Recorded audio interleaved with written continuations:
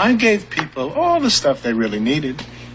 Social Security checks, utility bills, TV guide. I want a TV guidance counselor. TV guidance counselor. Staying up to watch all night, and everything's gonna be alright with my TV guidance counselor. Hey everyone, welcome to TV Guidance Counselor. I, as always, am Ken Reed, your TV Guidance Counselor, and this is the show where each and every week we look at classic television using back issues of TV Guide magazine from my personal collection. This week is incredibly fun. I'm very humbled by the fact that anyone listens to the show, and that so many of you listen to the show, and so many of you have been listening to the show for like 10 years, which is absolutely insane. But I am constantly blown away by how talented my listeners are. You guys are writers, you're podcasters, you're filmmakers, you're actors, so much more talented than I am, most certainly. And you make so much content that I enjoy. It's just amazing that you listen to my show. And I bring that up because this week my guest is Zach Wilson, and Zach is far more of an expert on television than I am, especially in the sitcom. He created the Random Access Television podcast. He hosts the Random Access Television podcast, which if you like this show, you would love that show. He's a great follow on social media. He also has the Sitcom People account on Twitter, which is just screenshots of different character title cards from sitcoms. It's very fun. Will remind you of shows you forgot about. And his account is great too. He does these great little capsule reviews of kind of random shows, hence Random Access Television podcast. I put links to all his stuff in the show notes here. So stop what you're doing right now and follow Zach. You will love what he does. If you love what I do and you have a couple bucks, I would very much appreciate it. It helps me get the show done. I am a one-man show here. I know times are tough and it's the end of the year, and that seems tougher with the holidays and all that in the way of the world. But if you have $1 a month or $5 a month, you could get a PDF of this week's episode's TV guide that you could follow along with. Also, I think Patreon still does this. If you pay for a year at once, you get 2 months free. So I think a year of the TV Guide archive is $50 and not $60. But anyway, worth looking at. Go to patreon.com/TV Guidance Counselor, or just Google TV Guidance Counselor and Patreon, or you can just email me at tvguidancecounselor@gmail.com or ken@iconread.com. Message me on social media at Kenneth W. Reed, REID, at TV Guidance. I do genuinely love hearing from you guys. I always try to get back to you as quickly as I can if you got questions or anything like that. I tried to do a listener questions episode last year, but I didn't really get enough questions. But if you guys want me to do that again this year, feel free to write in questions. And if I get enough, I'll do a little bonus episode before the year ends here. And I will do my year in review as per usual. So look for that. But yeah, love hearing from you guys. Please reach out. But in the meantime, enough of my babbling. It's time to hear me babbling from a different time that already happened when I talked to Zach Wilson. So please sit back, relax, and enjoy this week's episode of TV Guidance Counselor with my guest, Zach Wilson. TV is my friend, and it has been always there for me in time of need. Zach Wilson, how are you, sir? Great. How are you doing, Ken? I'm doing good. I'm 3 hours in the future from you. Yeah. Nothing terrible has happened, so I don't have to warn you of anything like Early Edition. Okay, but have Twitter open just in case. Yeah. You'll know before I will. Some shit goes down. I do have to thank you. We were enjoying your Plex server yesterday because I had not seen the Jackie Thomas show since it aired, and kind of love it. Yeah? I haven't gotten around to that one yet, but there's so much in there, and I just, I try to have every sitcom ever, so that's part of it. That's just this easy, totally easy thing to... Yeah. I mean, I figured it out once, like, if I just try to watch My Three Sons alone 40 hours a week, it would take me 2 months, so... Yeah. And I think I've done that, but not on purpose. Yeah. It's a good show, though. Yeah, it's one of those shows that you get invested in pretty early, weirdly, and then you're like, oh, it's 10 seasons. Yeah, I had the what's the Nickelodeon promo, and then there's Bub stuck in my head earlier today. It's my three sons on Nick at Night. Yeah, that is a classic. Yeah, but it was Jackie Thomas show, 92, and we're going to look at a fall preview from 97, I think. So this is 5 years earlier. But for people that don't remember, this was Tom Arnold's show, and I love Tom. I think Tom's like the funniest, nicest guy ever. And I remember people absolutely hated that show. But it's so genius because the show is about Roseanne.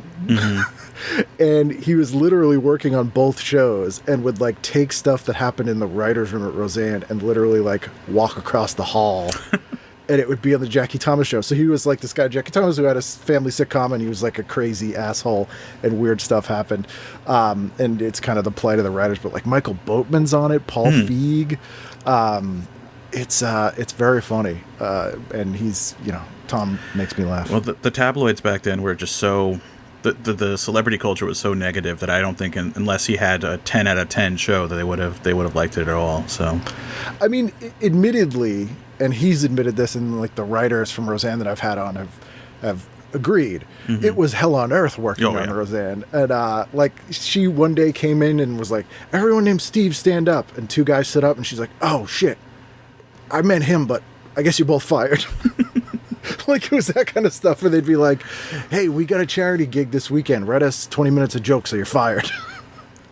I've had worse bosses, but not by much. No, I can imagine that was pretty stressful. So, yeah, the episode I watched yesterday was written by David Fury, which was pretty fun. Who's been on the show. Speaking of which, you were just saying you've listened to like every episode of the show, and I have to thank you and apologize. Well, it's okay. And I can't say every episode. I start every episode. Sometimes the guest just doesn't interest me. Doesn't hit you? I'm not into 80s punk rock like you are. I'm sorry. Yeah, I'm sorry. Maybe by the end of this chat you will be. I don't know. How'd you hear about the show originally? I have no idea. I don't remember. Probably just was typing like TV into Apple Podcasts or whatever. And it is, as someone who's just admitted that they're trying to get every single sitcom ever, kind of makes sense. Why sitcoms? As a kid, I just watched them all. Actually, I would watch anything comedy-wise, sketch comedy, movies, whatever. And then just as an adult, for some reason, I got out of the habit of watching movies, especially once I had kids, because the idea of sitting for 2 hours while the kids are around is pretty much impossible. And then I have a job where I can watch TV while I'm working, but I can't 100% pay attention to it. Sure. So sitcoms are perfect for that. If you watch one or two episodes, you know the characters. It's almost like a radio play, and every once in a while, if there's a physical shtick, you got to go look at it or something, Especially if you're watching something like Perfect Strangers, but, Yes, which is very loosey. Because you'll do these little capsule reviews, but it's funny, the jumping around from show to show, I'm always like, how did you go from this to this today? It's like... Yeah, I have a rule, no more than 10 episodes of any show in a week and no more than 2 episodes in a day. So that just gives a lot of variety. We call it the Shasta McNasty rule. Yes, which I have seen the one episode and, no. So you asked for a fall preview edition, which makes perfect sense. These editions are always super fun because it's, as I always say, sort of a road not traveled, because they don't know what shows will be big hits and what will be gone in 3 episodes. So they kind of treat everything exactly the same, which is a really interesting, sort of very democratic way of them presenting these shows. 97 was sort of a weird year. Some of the must-see TV was leaving or on the outs. Some was kind of right in the middle. They kind of didn't know, like the post Cheers must-see TV boom that ended in 92. The shows that kind of came in after that were sort of winding down, and so they kind of weren't sure what the next thing was. So we still get like some Friends ripoffs. We still get like still weirdly getting like X-Files ripoffs 6 years later. So it's a very interesting year. The issue that I gave you is specifically from like Northern Indiana. I think full confession, this is not one I personally scanned. I have my own. Nice. And this is not only my own, this is my childhood one. This is the one that I had when I was a kid. So You're a good man. the only reason I brought it up is that the Northern Indiana one was missing a bunch of cable stations. It had a very small selection. So even better. You have a better copy there, and the articles will be the same. Although, does yours have the now only 99 cents on the cover? It does not, but this was a subscription version, gotcha, not a. I'm like, I don't remember it being 99 cents. Maybe like in Northern Indiana, they were like, yeah, maybe. Hey, people aren't buying it. The economy is rough in the 90s bubble. But right in the first, inside the cover, there's a fold out for NBC. And it's must see Monday through Sunday. They're like, it's not just Thursdays. So they have all their shows here. And what a bizarre mixture of shows. Like Suddenly Susan. It's okay. Yeah. It's just kind of there. I had someone call it a hammock show. Like it just stretched between two shows that you liked. So that whole Monday night lineup is basically just those. Yeah. I mean, Naked Truth, one of the 3 seasons, I don't remember which because they were all different premises, was really good, and then the other 2 were meh. So yeah. I mean, I love Tea Leoni. I think she's an underrated force of comedy. Like, speaking of physical comedy, she could do physical comedy. She's just really funny. And it's funny to me that she really never did comedy again. Like, out of the gate, it was like, let's put her in comedies, and then they were like, hey, dramas. Yeah. Well, she was on that Fox one. Was it down to something? Down to You? Flying Blind. Flying Blind, that's it. Yeah. You think of Down the Shore. That's it. I think they aired at the same time, so. Yeah. Flying Blind was like, she was like a super horny, wacky girl, and she liked this nerd, which is, that show wasn't that bad, but I'm like, how did they pitch this? Yeah. Like, what was the pitch for this? It's one of those shows that it sounds like they had her in a talent contract, and then they had another, like, deal for the show, and just like, let's throw them together. What the hell? Yeah, it's fine. Which is actually very much the other shows on the opposite page, which is Jenny McCarthy's show, Jenny, which is, she's like, she got the opportunities they should have given to Tea Leoni. Like, Jenny McCarthy, she's so funny and hot, but she was not funny at all. I will say, this is actually one of my favorite one-season shows from this season. Really? Jenny? Yeah, I thought it was pretty funny. And I praised it once, and then she inexplicably found me or her social media person and now follows me on Twitter. And so, so I'm just an anti-vaxxer now, I guess. Yeah, so. Man. I mean, fair enough. But she's not really that funny. Like, something about the show just, I guess it was also low expectations. There you go. But it was okay. It was good enough for me to praise, like, if I'm giving it like a, F to A scale, it was like a B- C+ show, She's like, guys, everyone stop what you're doing. We got a C+. Yes, they have like a red telephone, and they're like, get Jenny on the phone. I don't even think I tagged her or anything like that. It just, all of a sudden, it was just, I mentioned her, maybe I wrote out her full name or something, but... She had that sketch show, I feel like that was on at the same time, too, on MTV. It was really weird because they basically hired all the Conan writers. So, like, John Glazer was on it, like John Benjamin. Like, it doesn't make any sense. No, I can't picture her working with the same people who did Robot on a Toilet, so... No. And they did some very bizarre sketches. And then the one I've left for last, because it's probably the worst. Yeah. The U.S. remake of Men Behaving Badly with Rob Schneider and Ken Marino. Ken Marino's fine. Rob Schneider's pretty terrible. Wasn't what's his name? Elred, the guy he was in ER. He was the nurse or the paramedic in ER. I thought he was on that show. Ron Elred or whatever his name is. Oh, maybe. But maybe they changed cast because it was 2 seasons. And I think they replaced Ken Marino or the other way around. Working is another one where this is the first season. So this is the season Art Marina's on it. Dana Gould is on this season, and then they got rid of him for the second season. Oh, no. In the first episode of the second season of Working is really bizarre, and it's actually a very Dana Gould-like joke, oddly, for it meaning he's not on the show, in that the show starts with a close-up of a snow globe on an executive's desk, and he goes, "Get rid of some of the characters and pretend that season never happened." And then he shakes up the snow globe, and it zooms in on the snow globe, and that's the office building, and you see Fred Savage coming in, and there's snow. So it's like a St. Elsewhere reference, but it's very weird for a show that didn't do jokes like that. No, it was very cynical, and it could do the cutaways and stuff, but not fourth wall breaking. No, and not like so self-aware. Then you get the Tony Danza show. Oof. My favorite is the one right after it was Built to Last, and that was, of course, the first show canceled of the whole season. Yeah. Like that's like a producer's thing. Like if they're doing that, I'm like, they had to know. Yeah. Right? Or the network named the show and they were just assholes. Yeah. Third Rock from the Sun, coming back, Union Square, which I don't remember. I think I might have seen every episode and I don't remember. It sounds so generic. From the creators of Caroline in the City, already generic. Right. Yeah. Comes a diner serving up laughs. But the diner's in New York because it's NBC in the 90s, so it couldn't be anywhere else. They have one set. This is some of the laziest copywriting I've ever seen. Like, this is so first draft. Like Seinfeld, it says, Jerry, George, Elaine, and Kramer, they're back. Yeah. The last Poltergeist movie was, what, 1989? Yeah. At this point?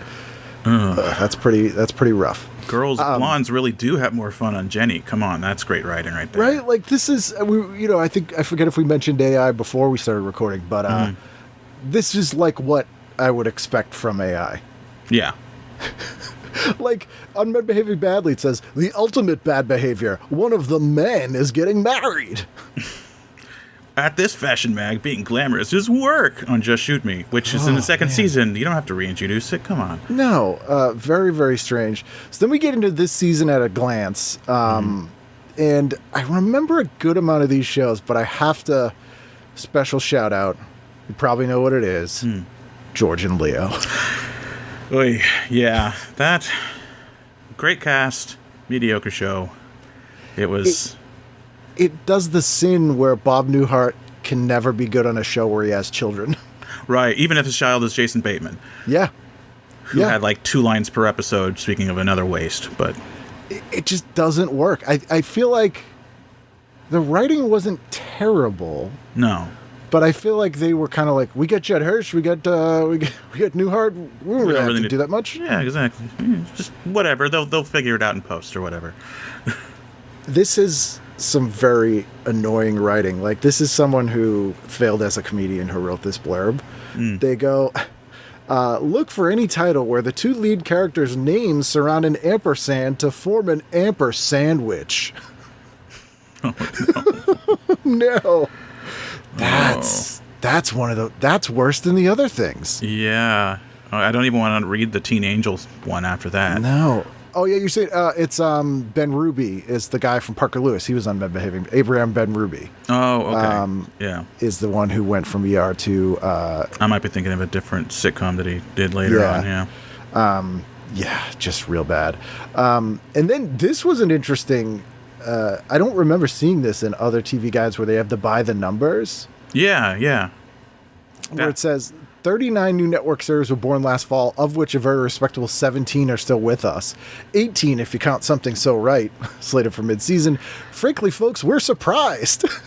Yeah, this one did a lot worse than that. Yeah. I was looking at the numbers here earlier. So this is my favorite season / worst favorite season because this was the peak sitcom. There were 62 sitcoms on the fall schedule, if you include the 2 animated ones, and 12 replacements. And... 3 of them made the 3rd season. That's it. That's very, very... That's 10%, less than 10%. Yeah. It was just Dharma and Greg, 2 Guys, a Girl, and a Pizza Place, and I forget... Oh, Veronica's Closet, which barely limped in. So all 3 of those are incredibly mediocre on offensive shows. So if that was the best of the crop... Yeah, it was not a good year for new sitcoms, but there are a few gems hidden in here. So let's see. Let's go through the preview real quick and start on the Saturday. They mentioned Sleepwalkers, which I thought would be a TV version of the Stephen King movie. Oh, Oh no, not you mean Sandman if it was good? Yeah. Which is how they. Do you remember that's how they advertised it? No, I remember I was a Marvel 90s kid, and even I wouldn't read Sleepwalker. I came to Sleepwalker because I actually have a Sleepwalker action figure somewhere back here. Because I love Brett Blevins, because he had done the Nightbreed comic. Oh, wow. And he had done my favorite run of New Mutants. So I was like, awesome, Brett Blevins and a weird alien. But then it was just like bad Spider-Man. Yeah. But kind of rehashing the Rick, what do you call it? The Captain Universe 70s stories with Rick Jones. All I remember about it is one of those ones where every other issue had like Punisher or Spider-Man or Wolverine on the cover because they were desperate to try to get it to keep selling. Yeah. Ghost Rider. Or when they were like, guys, we're screwed. I didn't want to go this far, but we need to have a Darkhawk crossover. Yes. Darkhawk. Oh, my. My favorite memory of Darkhawk is I volunteered at a comic book store that was closing in the late 90s, and they were closing because they overbought in the early 90s. And while we were closing up the store, we found 2 long boxes of Darkhawk 50 that they clearly thought would be some big collector's issue, and everything else we put into a U-Haul, but those we just dumped in the trash. Cause it's funny because someone was like, actually, the Darkhawk later issues are worth more money because the print run. And I'm like, yeah, but let's look comparatively. No one cares. They're worth $2.25 instead of $2. Yeah, I'm like, okay. But this is sort of an X-Files ripoff, it sounds like. And I feel like this didn't go more than like a couple of episodes. No way. Yeah, I'm kind of curious if Naomi Watts had an American accent, because I don't know if I've ever heard her do one. But no, and this would have been the same year as Mulholland Drive, 97. Interpret dream researchers hook themselves up to ill or troubled clients, then everybody goes to sleep. So it's like ER Freddy Krueger. Yeah. Jeez. Or what was that? What was that Julia Roberts movie? Flatliners? Yeah. Didn't she go into dreams in that one? Not really. Like they were killing themselves and then bringing themselves back and seeing how long they could stay dead for. But the thing was that they like brought back like evil stuff with them. It was very strange. And then we got C-16 with DB Sweeney, friend of the show. Yeah. Angie Harmon, and this is just FBI, basically, procedural. Yeah, looks, decent looking cast, but, generic. Angie Harmon, post Baywatch Nights season 2, right? Yeah. They were like, we got to have her in something. She's a good follow on social media, by the way. She's been rescuing orphaned baby squirrels. Oh, I was not expecting that last noun there. Yeah. It's been pretty fun. And they aren't looking too fondly on this. Although it does have, who's this actor? Zach Grenier? Oh, yeah, he's great in everything. He's on The Good Wife in The Good Fight. Yeah. Oh, my God, he's so good. He's, for people who don't know him, like, if you Google him, he's one of those guys you've seen in so much stuff, and you're like, he was in the early seasons of 24, too. He was really good as that kind of slimy guy. Always great. It's funny how Saturday night they're dumping all these, like, action kind of procedural hour-long shows. And this was one of the last seasons. I think it was only 2 or 3 years later that they just stopped putting anything on there at all. But The Profiler and The Pretender had done okay there the previous years, so they're just chasing that Law and Order money, I guess. Although, here's an interesting one. So there's a show called Total Security, which looks frankly god-awful. And it's got James Remar and James Belushi. But the executive consultant is David Milch, who did Deadwood. Wow, yeah. He created and wrote all of Deadwood. So I'm like, maybe it's not bad, but this sounds just terrible. Yeah, and how pissed off were their agents that they got photographed behind a fence? Yeah, they all look miserable. Although there's one girl, there's an actress who is it Deborah Fiorentino, who's like, smile, and everyone else looks pissed off or not looking at the camera. Which is like, okay.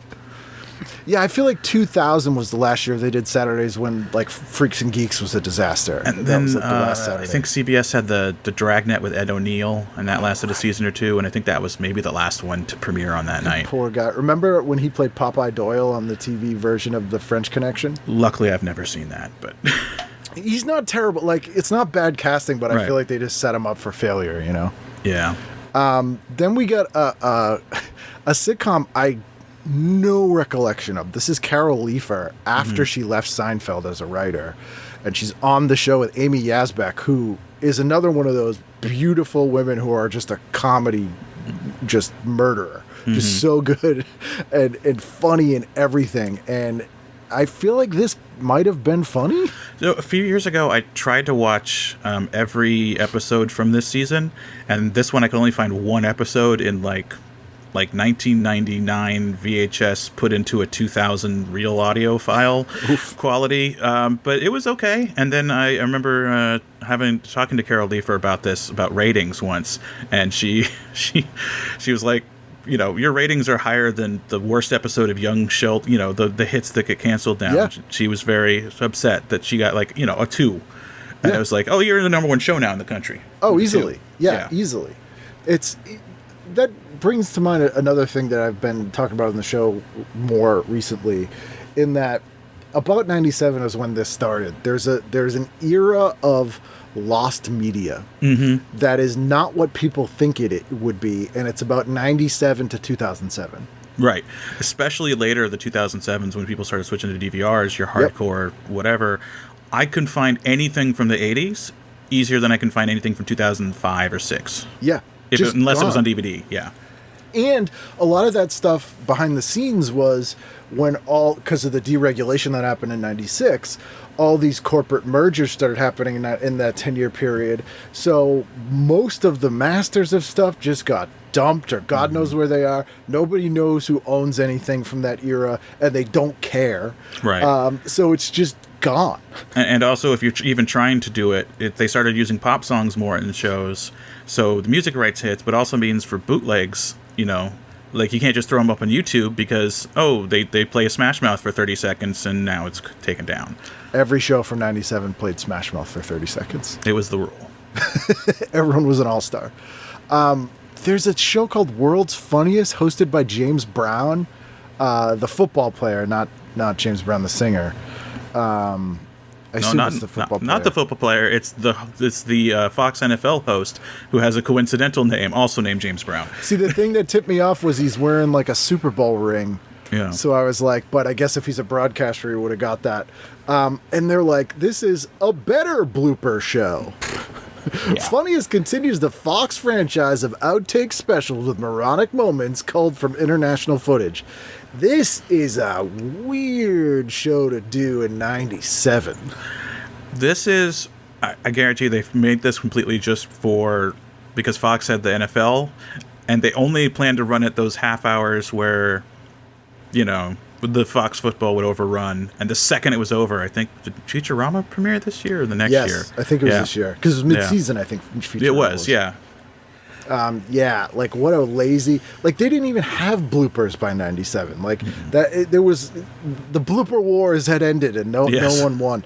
And then they mentioned Wonderful World of Disney, which had been on forever. But of note is there was, speaking of Dana Gould, there was a Herbie the Love Bug, right? Movie that aired in the Wonderful World of Disney slot that season that stars Dana Gould and Bruce Campbell. Oh, no. Oh, wow. That's quite a cast. It's really weird. I like how they say, an original features ranging from a Holocaust drama to The Love Bug. I like that they said ranging. They know the range of those is as far away as you can get. This, I feel bad for Jenny McCarthy now. I'm looking at the Jenny thing, and I don't know Heather Page or Heather Page Kent, who's her co-star. But this is cruel. The premise, siliconized Laverne and Shirley. Yeah, it's just, oh, God. The late 90s, like 96 to 2005 was the most sexist area of culture. I mean, there were worse, but they weren't as open about it, if that makes sense. At least openly. Like I collect magazines other than this, and I was looking through some Rolling Stones in the 2000s, and it's like, holy crap, how did they publish this? Oh, God, yeah. Yeah, I mean, those were, even Entertainment Weekly, which was... as I too, no surprise, also collect magazines because we're the same person, and I apologize to you for saying that. But Entertainment Weekly, which was up until 2003 or 4 was probably like one of the classier, smarter magazines. Even them, there's tons of just like, here's an article about how funny this actress is, but also all the photos she's naked with a chimpanzee for some reason. I got some Rolling Stones the other day, and the one was like, oh, it's the Olsen twins, and it was all about the countdown clock. Like, come on. They're horrific. They're 17, yeah. That's horrific. What year was Stacked? Was that 99? No, I was later. It was like 2001 or 2. I actually thought that was pretty funny. I've heard good things. Yeah, I haven't seen it, but yeah. I mean, it had Christopher Doc Brown on it, so. Yes, yeah. Who said I wasn't funny. Yeah. This show, I don't recall. It's Tom Arnold's other show, The Tom Show, which is him and Ed McMahon. Yeah. And Michael Rosenbaum, who he's still friends with. Michael Rosenbaum is like his kid's godfather. Oh. And Shawnee Smith and Shannon Tweed. Well, Showtime original Queen, only after 1 a.m., yeah. Yeah. It's again, like a behind-the-scenes show. So Tom this time plays the producer of a talk show hosted by Ed McMahon, who's his old boss. Like, and he goes with the Midwest. This sounds interesting. Yeah. But they give him all kinds of crap. Mm-hmm.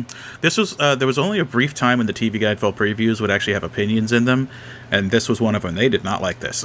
No, but the interesting thing is when they give these opinions, they don't imply they've actually seen the shows. Right. They're just like, I don't like it. The only implication that they do is every once in a while they'll be like, we haven't seen this pilot, or we only saw a rough cut. So presumably they did, but yeah, who knows? They literally end this section on him saying, we really didn't want to see a sitcom about it. Yeah. Like, poor guy. Yeah. Monday, and this I think is the first big new show we get, which is Ally McBeal. Oh, yeah. And Ally McBeal is a show that I feel like falls into that lost media hole. No one, I don't even know if it's streaming, but no one ever mentions it. It's been on Hulu forever, but obviously nobody ever watches it. The ones that I'm trying to find is the next year it was such a big hit, and Fox was missing, like obviously had a hole in their schedule, so they re-edited the first season as a half-hour sitcom called Ally, and aired it. So they would go that 70s show, then Ally McBeal, and I have not been able to find a copy of those because nobody's going to watch that. It's like the Mystery Science Theater hour of hour-long dramedies. Yeah. I don't think I've ever seen a full episode of a single episode of Ally McBeal. I watched it when I was 16, just for purient reasons, but, you know. When I had Alan Arkish on, he made me get interested in Ally McBeal because I forgot how much of that he directed. Mm-hmm. And I was like, oh, I'll check it out. And then I just forgot. So, like, if I'm the kind of person who would be watching it, and even I'm not, nobody's watching that on streaming. Right. Yeah, exactly. I hear the later seasons with Robert Downey Jr. are, like, better than they should be, but otherwise it's not really worth a watch. I find him a little bit insufferable. Is it just me? People love him, and I don't get it. I like him as Iron Man, but I guess I don't really watch him as anything else. So I mean, he's playing a dickhead as Iron Man, right? Like, which is but don't get me started on Iron Man. Speaking of comic book plots, we have Time Cop, which is based on the Jean-Claude Van Damme movie, which right away you know is a bad idea. I can't think of a single. But Kurt Fuller's in it, who's awesome. Like, Kurt Fuller's another one of those guys who's never bad in anything. No, he gives it his all. But Time Cop, like, come on. This is one of those shows also growing up on the West Coast that I was never able to see. ABC had 8 o'clock shows my entire childhood. Never saw a single one because they would just air after football. Gotcha. At some point. Oh, that makes sense. The football would cut into it because it was on earlier. Yeah, that's. I'm so terribly sorry you missed out on Time Cop. Well, or Coach in its final season or whatever. Then we get Good News on UPN. This looks like a pretty standard UPN show. Yeah. But Ed Weinberger is the executive producer, which is kind of interesting. He, after Cosby, did a string of UPN and WB style shows. They were all okay. Like, this one was okay. You know, it's like in a church. Good cast. Yeah. But, yeah, I'm like, all right. Again, probably didn't last very long. George and Leo, which we've already mentioned. Brooklyn South, which I feel like lasted a bit. I think they tried to make that a thing, but I also might confuse it with Southland, which aired around the same time. Right. But I don't know. I never watched it. It's a Stephen Bochco. It's got Yancey Butler in it. I don't think it came up when I had her on. Michael DeLuise. I feel like it lasted a while because I've heard of it. Right. Yeah, it's got a title where you're like, maybe, yeah. Then Tuesday, I did not remember this, but this sounds like a beautiful disaster. This is like the tail between his legs, coming back to TV, David Caruso show, Michael Hayes. Oh, God. My dad really liked him for some reason. He was the biggest David Caruso fan. He stopped watching NYPD Blue after he left, and he watched every episode of CSI Miami like it was appointment television. So he saw Jade 4 times in the theaters. Probably, yeah. This was like, people at this time would be really pissed off for people who were like, I'm blowing this pop stand, I'm leaving TV, I'm a movie star. Like Shelley Long got people like, how dare you? Caruso, like, how dare you? Caruso, I feel like it was somewhat justified, because he just wasn't. He's not a movie actor. No. He's good in Session 9. He's not the lead. And I watched CSI Miami a little bit with my dad. He was fine as part of an ensemble, but he's just not a lead. Yeah. No. And this sounds like everything we just said not applied to a series. Right. He's the lead. And I always think it's bad when you name a show after the character name. Yes. Who gives a shit? Like, no one knows who Michael Hayes is. They're not going to watch it. Oh, no, so it was Paul Haggis was the creaty. What is that name? Haggis, We did $1 Million Baby. Haggis did Due South and Easy Streets. Due South, like, that was a pretty lightweight show, although it was on forever. But later on, he did Crash, not the Cronenberg one, but the other one. Miniseries, yeah. The movie that won the Academy. It was awful. Yeah. This is, I love that Caruso, and I can hear the conversations he had with the executives. He's a former cop and star prosecutor. Oh, of course. Promoted to the U.S. Attorney of the Southern District of New York. So this would have been at the time when, like, Rudy Giuliani was in that role. This is basically the Giuliani show. Yeah. Yeah. He's basically like, look, I'll come back if I get to be a cop, and I can also be Rudy Giuliani. It's also funny, it says, if you're wondering why it's a 9 instead of 10, it's because Bochco said when he released him from his contract that he couldn't compete against them. Right, they had a non-compete, which is kind of funny. That, I cannot imagine that lasted very long. Have you ever seen the student film Caruso starred in with Mr. No. Swirly? So it's James Lorenz, who was in Frankenhooker and Street Trash. He made this student film about, the premise is there was a thalidomide-like drug that women take for morning sickness when they're pregnant. But what it did was their kids became mutant versions of the foods they were craving and ate. Oh, no. So this guy is a giant ice cream cone, and he doesn't want to live anymore, so he just wants to melt to death in a hot bath.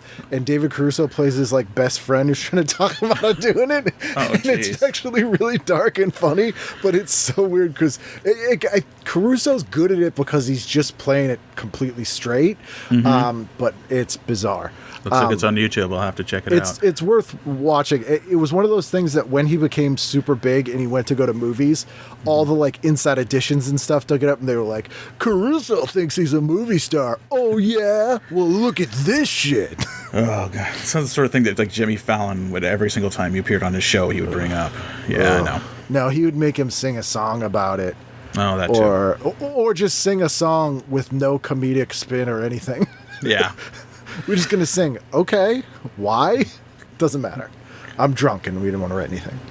Remember how everyone just forgot that Jimmy Fallon's like a mean drunk? Hey, he only has to work 4 days a week now. They reduced the show down, so there was like more nights to party. Open and shut, like, oh, he's a bad person and a drunk, and people are like, yeah. Oh, well. Yep. And then just moved on. Well, it's one of those things where, looking into scandals like that, if you did bad before 2016, whatever you did, even if you're Charlie Sheen, you can still work. But if you did bad and they caught you after 2016, you're canceled. Yeah. Although I will say, the one thing he apologized for, I felt like he didn't need to, Oh, Charlie Sheen or No, Fallon, Yeah. which was he was in blackface in a sketch Oh, on yeah. SNL, which Yeah. I'm like, that's bad taste, yes, but he's also an actor on a show that the writers had him do that. Like, that's not like those people who wore blackface to a Halloween party, Right. or were like doing it as their own personal self. Right. Like, He wasn't doing it in stand-up or anything. yeah, like that's kind of. But he was like, I'm so sorry. I'm like, you don't see Billy Crystal apologizing for doing that on SNL every week he was on. No. It's like this Billy Crystal is Sammy Davis Jr. again. Yeah. Boy. Then we have Over the Top, which is Tim Curry and Annie Potts. Oh. I feel like that's too many good character actors that it can't work. It was also one of those shows that was trying for the Frasier thing, where I watched both pilots, where it was trying to be both like slapstick and fancy, because they're at a fancy New York hotel, and it just if you're Frasier, you can pull that off. If you're anybody else, you can't. It's again, I love Annie Potts. Tim Curry's as good as he can be in things. I do feel like he's miscast in a few things where it's not his fault, but I'm like, why did you cast Tim Curry as Gomez Like Earth Adams? 2? Yeah. Yeah. Like he's going to try, but it's not going to Yeah. work. But they're little goes a long way people. They're not leads, and when you put them together, it's like exponentially worse. Then we get the show Hits, which I don't. Andrew Dice Clay, like I don't need the less. Although Rick Gomez is in it, who is Endless Mike on Pete and Pete, and he's great. Yeah, and he was in Band of Brothers, probably the show I've seen the most. So I always picture him as that. This I saw an episode and it was unremarkable. Dice Clay had an unusually large number of sitcoms. They kept giving me the weirdest one was they gave him like a show. It was like, oh, he's reformed now as a person, so we gave him a family sitcom where he's the kind of rough Brooklyn dad, and it worked about as well as you expect. Ugh. Then we have Hiller and Diller, which is Richard Lewis and Kevin Nealon, and it sounds terrible, although Eugene Levy's on it. Yeah. You know what I've noticed? There seems to be an unusual number of sitcoms this season that are about people trying to make it in Hollywood. Yeah. Oh, nothing Hollywood likes more than. I mean, they mentioned the Dick Van Dyke Show here, and this is probably what the boomer, early Gen Xers are taking over, and they all want to be the Dick Van Dyke Show, and yeah, none of them. There's usually one of those every season, but I've counted like 4 already. Yeah. And what are we on Tuesday? Then we have Head Over Heels, which is such a UPN. This offended me. This offended me, and you all know why. So this is created by Jeff Franklin of Full House fame. Oh, I see it. Yep. And this is 2 single brothers own a video dating service, but they can't seem to keep their hands off the clients. So again, we have the weird bubble of video dating, which would be completely eradicated by the internet like 6 months after this. Which, incidentally, as a sitcom fan, I would put the video dating or computer dating plot in probably the top 10 most utilized. Oh, yeah. I mean, plots. going all the way back to like Gomer Pyle and the Beverly Hillbillies. Yeah. Computer, And- it hooked me up with this part. What? I was watching Minor Adjustments from the next season, and they had a computer chat sex thing, and I'm like, is this the first time that they did one? It was the season before. It was 95, and I'm like, 95, is that the first time that they ever did the internet thing instead of video dating? Computer video dating. But here's the quote that really, and I don't know Jeff Franklin, but I feel like I owe him a wedgie for this one. Quote, it's an ensemble comedy in the tradition of Barney Miller, except it's edgy, like Married with Children. Yeah. Well, I don't know Jeff Franklin either, but let's just put it this way. He was kicked off the set of Fuller House at one point, the show he was producing, for not being able to be around people. So, Like, first of all, if you like Barney Miller enough to name drop it, but don't think it's edgy, you don't like Barney Miller. right, exactly. Like, you don't understand the show at all. Like, I don't even know if you've watched it. Yeah. But that's just me. Then we got Danny Aiello with his son, Ricky Aiello, Yeah. and Ann Ramsey in a thing called Della Ventura, which is like a comedy drama about an ex-cop. Yeah, cop shows, blah. So much New York cop shows. Then Wednesday, this is the second probably show that lasted a while. As you said, it's one of 3 that made it. Dharma and Greg, which was very mediocre. Yeah. And it definitely, as I grow older, the Chuck Lorre sort of approach, they're all pretty good. They all can be funny. There's some funny lines, but every one of them gets dragged down into drama as they go on and becomes this like depression fest. And I'm like, yeah, that's what I go for sitcoms for. Plots about cancer. Right. And this is basically, speaking of Flying Blind, this is kind of like someone pitched Flying Blind again, except instead of like a horny hot girl, she's kind of a hippie free spirit, and he's an uptight yuppie, and I'm just like, okay. And I loved her on Townies. Yeah. She was a great character on Townies, and I think when I watched Dharma and Greg, it's such a one-dimensional, dumb character, and I had seen her do better stuff. I was like, what a waste. And she had so many shows afterwards that didn't work. I'm actually watching one right now called 1600 Penn, where she was the first lady with Bill Pullman. You know, she's always okay, but she's always good, but they just kept bringing her out. I think she has 4 or 5 one-season sitcoms after Dharma and Greg. Wow. Yeah, because I think Townies was the first thing I ever saw her in. Then she has that little cameo in Can't Hardly Wait, which is a weird scene. But then we get the Tony Danza show, which I feel like he had. This is either before or after they had a talk. Was this before or after he died? He had that skiing accident and he was dead. Do you remember that? No. He had some kind of skiing accident and he was like clinically dead. And then he like had a comeback. I don't remember. I thought it was around this time. When I was in my band, and I won't get too far into 80s punk bands because I know you don't like that. But for some reason, I thought it was funny in our like liner notes for our records. I'd always put disparaging things about Tony Danza for no reason. Like we didn't have any songs about it, never talked about it. And so I like in our address, I would write like, you know, for merchandise, lyrics, or like anti-Tony Danza propaganda, write this address. And I got a lot of letters requesting anti-Tony Danza propaganda. So I actually made like a newspaper that was all these articles about how terrible Tony Danza was. Wow. But they were just all made up. It was like a Weekly World News all about Tony Danza. And I wish I still had one, although it's probably very cringy and terrible. Well, you never know. But yeah, my only real thought about Tony Danza is I run that account on Twitter at Sitcom People. Yes. Where it's just the random pictures of sitcom people. And every single time he comes up, I get the exact same 2 jokes, quote tweeted 100 times, is, you know, hold me closer, Tony Danza, and then this quote from King of the Hill where I like Tony Danza. And no other celebrity is that predictable. Every other celebrity brings up, people will talk about this show or that show. Nope, with him, it's just those same 2 quotes over and over and over. Yeah. Because he probably the least liked cast member on Taxi. Like, no one's ever like, well, Tony. Those Tony episodes. Like, he's fine on it. Randall, you know, from the first season. Well, the first season, who we don't talk about him. Well, I don't even know if that's his character name or the actor's last name. Who knows? I don't know if he knows. But like, but and everybody watched Who's the Boss, but no one liked it. No. So yeah, I don't know. Tony Danza show, whatever. Built to Last. This is the show the poor show, which has some Owenses in it. Jeffrey Owens, Paul Winfield. That's the weird one. I was like, and is that Elvin from Cosby Show? Yeah. That poor guy.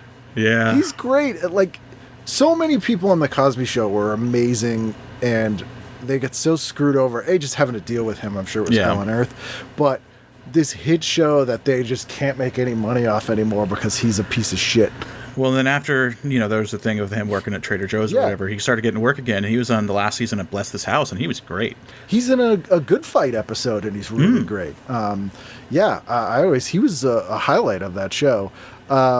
This, again, NBC show doesn't look great. Yeah. Public Eye with Brian Gumbel, I don't even need to talk about that. Working, which is Fred Savage's show, it's okay. Yeah, it thought it was more clever than it was. Yeah. But it wasn't bad. I think they were coasting on, like, the kid from the Wonder Years is now an adult. And he's fine. Thursday, we get Veronica's Closet. My favorite thing about Veronica's Closet, and this is the only thing anybody can ever say about it, is that the pilot was apparently so fantastic that every single publication said it was the best show of the new year, and then they saw the second episode and they're like, we made a giant mistake. I mean, that makes sense. That tracks here, because when they say, we say, what's not to like? This superb sitcom has smart, sexy, sharp writing and a great ensemble, particularly Najimy. This is Kathy Najimy, who had just come off, I think, My Big Fat Greek Wedding. No, that was a couple years later. Yeah. As Allie's salty office confidant, and Langham as the assistant who anticipates her every need. The lead role fits Allie like a silk peignoir? Yeah, I don't know. That's a piece of lingerie, I imagine. Peignoir. Peignoir? Peignoir. With her heady blend of daffiness and hauteur of vulnerability and pointed sarcasm, she's hilarious as an accomplished woman. So she is very much playing Rebecca. Right. That sort of... but Rebecca works great in an ensemble, but not as... Yeah, that like really flawed, crazy... but it just seemed so by the numbers whenever I saw it. I remember being excited about it because Daryl Chill Mitchell from John Larroquette Show was on it. Yes. Who was great. He was great. Did you ever... Yeah, I'm probably not a Walking Dead fan, but he was actually on one of the Walking Dead series after his accident, and he was great on that, too. Oh, wow. Yeah, I have nothing against Walking Dead, but I just never watched it. Well, it's probably the most depressing show I've ever seen, especially as it goes on, because they just get bored and start killing off the characters, because whatever, in the most horrific ways. Because they killed Steve Yeun really terribly, right? Yeah, and then they started killing every character that way because that got a lot of ratings. It's like if every episode was the episode of ER where Dr. Green dies. Oh, no. Yeah, I don't... That, again, I say it all the time. I put it in the category of fantastic show, never want to see it again. And I was actually rewatching episodes today. It's good, but then you're like, I'm so sad now. Yeah, I skipped to the medical emergency ones. Those are just kind of like mini movies. You know, the episodes where it's like the live one. We got 30 casualties coming in, you know. Yeah, because it feels like you went through some shit when you sit through one of those. You're like, I don't need this. Nothing Sacred, the classic, it's a hip priest. They pushed every season or every couple seasons for years. They were like, I'm telling you, pre-show's going to work. And they gave up. This one was protested by the Catholic Church, which gave it more attention than it deserved. So future episodes deal with AIDS, poverty, and homelessness. Okay. Then this show sounds god awful. I don't know. It never aired. This show never aired? Rewind? Nope, they killed it before it aired. That's terrible. They started putting, I think, Living Single reruns in while they were working on the new season instead of this. So this is Scott Baio, he who I have had arguments with. And this is him and Mistro Clark. Okay. Yeah. Sherry Shepard, who went on to be on The View, right? Yeah, and she was also on 30 Rock, and she had her own sitcom for a while. This is a buddy comedy with a gimmick. Rewind stars Baio and Clark as two single guys struggling to make it professionally and romantically in Philadelphia. The twist? Every few minutes, they flash back to their teenage 70s selves. And then the present, jokes about sex and workplace politics, gives way to the past, jokes about acne and puka shells. There was a similar show... with Tim Daly. Like 93 or 94. Yeah, it was more of a dramedy, but it was good. Yeah, and then there was also a sitcom that lasted like 3 episodes that year that had the same premise, and nobody liked it. It's interesting. Milo, I can never pronounce his last name, Ventimiglia from Heroes and This Is Us is in there. I was like, he must have been really young, so he must have been playing young Scott Baio, which is the part that every actor wants. Poor kid.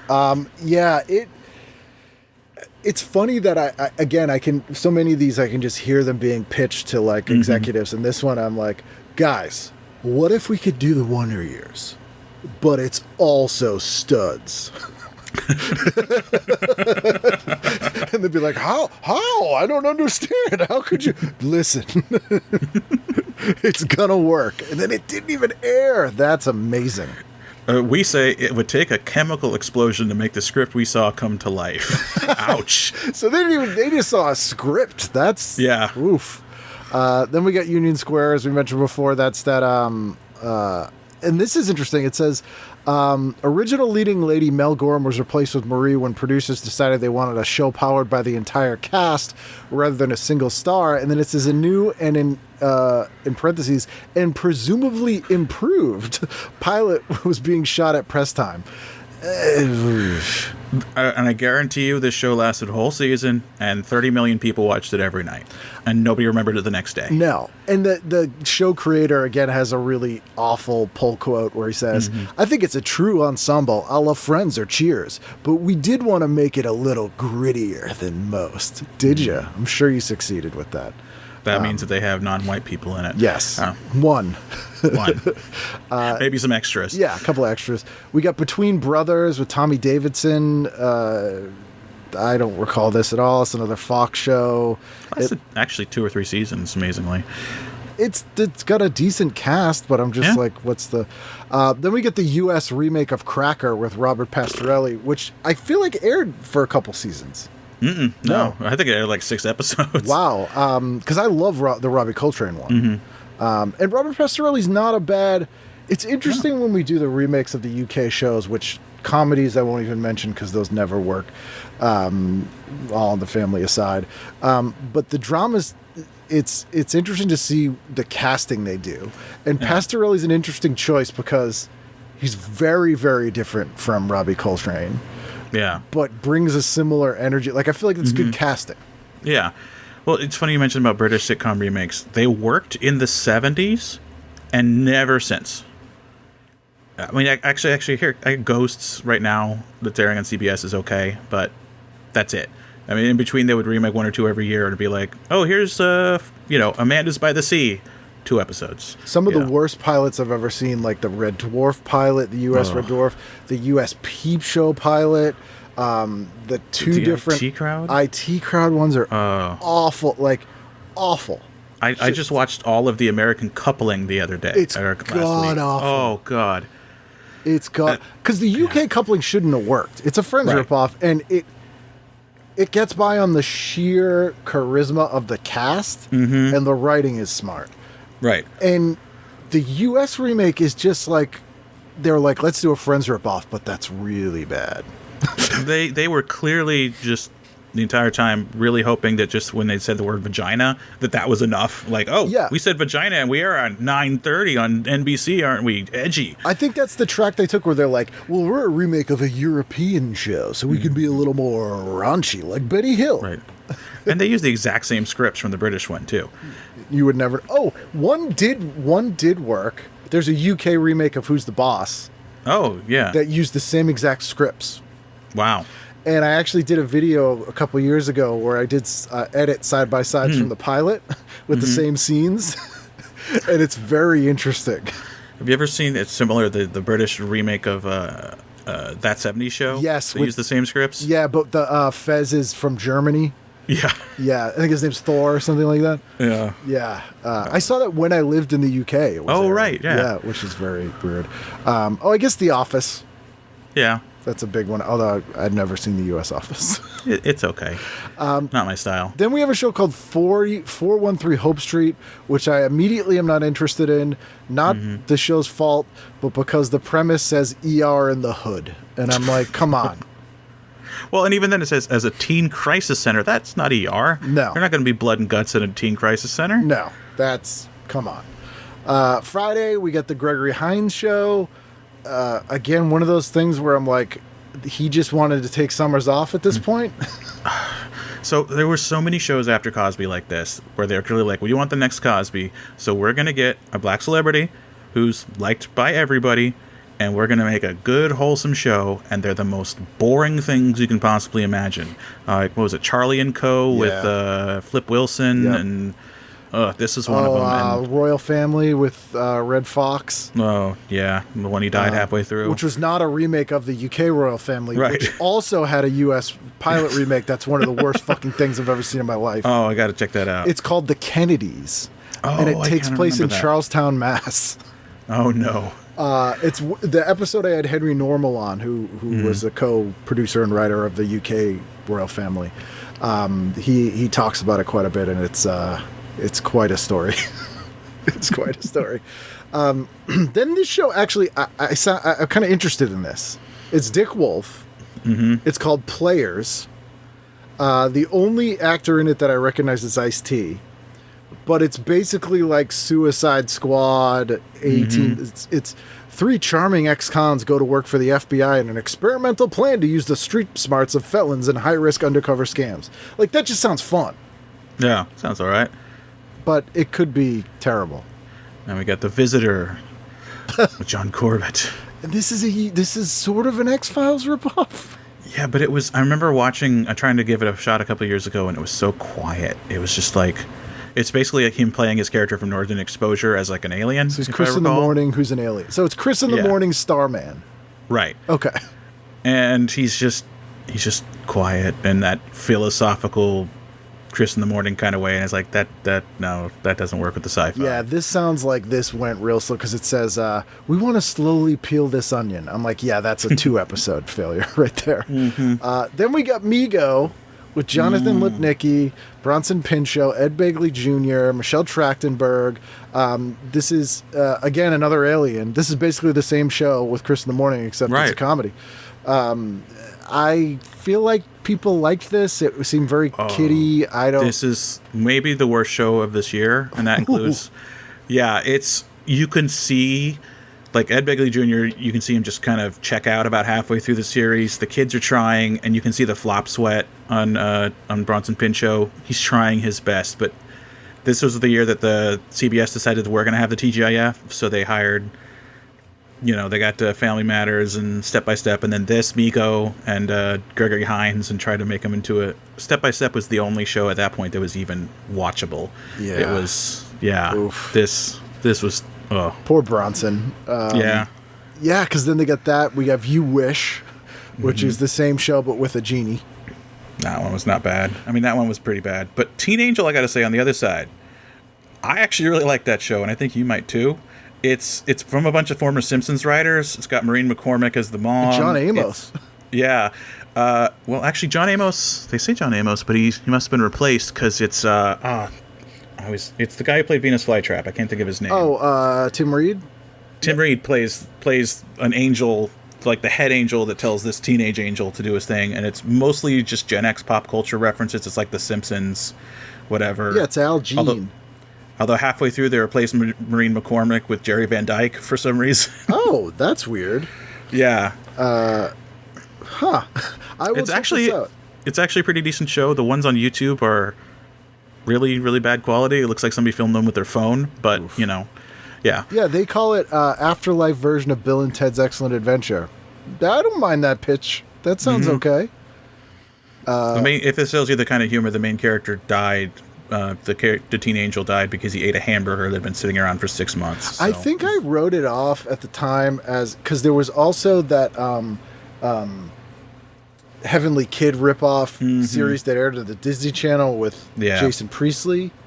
Oh yeah, I think it was also called Teen Angel. It was that was part of Mickey Mouse Club, the right? variety show? Yeah, it was part of the Mickey Mouse Club. Yeah. And so I got them confused. Then we get all the cable stuff, which I'll kind of just burn through because there's nothing really too interesting there. Primetime series and that kind of stuff. Made for TV movies, there's a 4-hour miniseries House of Frankenstein. I don't remember this at all, but the photos look kind of cool. Yeah. They've made Frankenstein. He's got purple skin and devil horns. Oh, and that's Adrian Pasdar too. They did him as a lot of creepy stuff back Terry in the day. Polo, it kind of sounds good. Oh. But maybe it's not. I don't know. Like most everything is on YouTube, I'm sure. Every miniseries is. Then there's a Got Milk ad, which again I think is a whole ad campaign. We forget how terrible and creepy it was, where it's celebrities with milk mustaches, which I am not a pervert to think that looks weird. And when it's Larry King, it's especially weird. Yeah, Larry King. Ugh. Where's your mustache collar? Whole milk, skim milk. You ever hear the tapes where he's fallen asleep on air? No. Oh, you need to go. They say it's drunk, but if you Google Larry King drunk, you'll find it. It was actually just him falling asleep on air. His producers hated him. because he would just fall asleep in the middle of air. And it's one of the great. He gives this little rant, like the guy's like, "Well, what would be as a young journalist?" It's like, "Oh, I want the professional MD to be a good surgeon. I think you're tired." And he just goes on this rant about how tired he is, and it's one of the most hilarious things you'll ever see. One of my greatest television watching moments is the Larry King and Marlon Brando. Oh, I mean, yeah, you can't- that's... that. But before we get into the listings here, there is one thing, a little game I wanted to play with you, where they have the thing called the Weird Ones. True or false tales of the season's strangest offerings. Did you see this? No, what page is this on? This is on page 46 of the PDF. Okay. So I wanted to give you this quiz, and the answers are upside down, so don't cheat. Okay. I won't. But number one here, Eric Lutz, Dell on Caroline in the City, and Mitch Pileggi, Skinner of the X-Files, engage in a serious life-or-death battle with an army of killer ants. True or false? I'm going to say that one's false because it's probably killer bees, given this 90s. That is real. Marabunta on Fox is that one. All right. Then we got Kim Delaney has a demanding mom who wants her to bear Satan's baby. They gave this one away because they have a picture, so I'm guessing it's real. I know. Yeah. Come on. Like what? Yeah, that's Devil to Pay with Thomas Gibson and Matthew Lillard. The next one's easy. David Hasselhoff's superhero saves the world from a villain named Viper with Lisa Rinna as an agent Valentina Allegro de Fontaine. The Nick Fury movie, that's what we comic fans were desperate to get at that point. Yeah, and I think he looks the part. Yeah. But it's what you would expect a Nick Fury movie with David Hasselhoff to be. David Schwimmer is a quote-unquote breast man and a wry look at the invention of the silicone implant.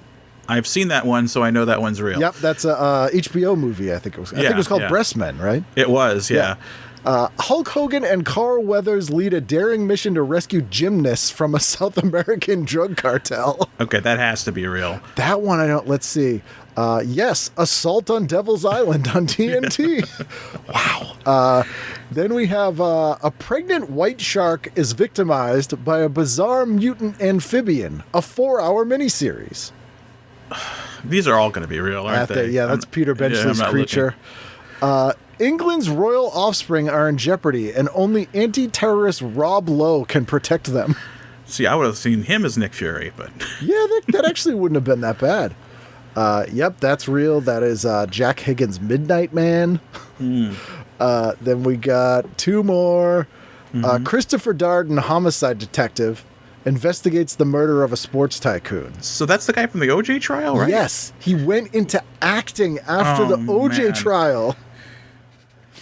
And that's a show movie called Crimes of Passion, One Hot Summer Night, with him, Barry Bostwick, and Erica Eleniak.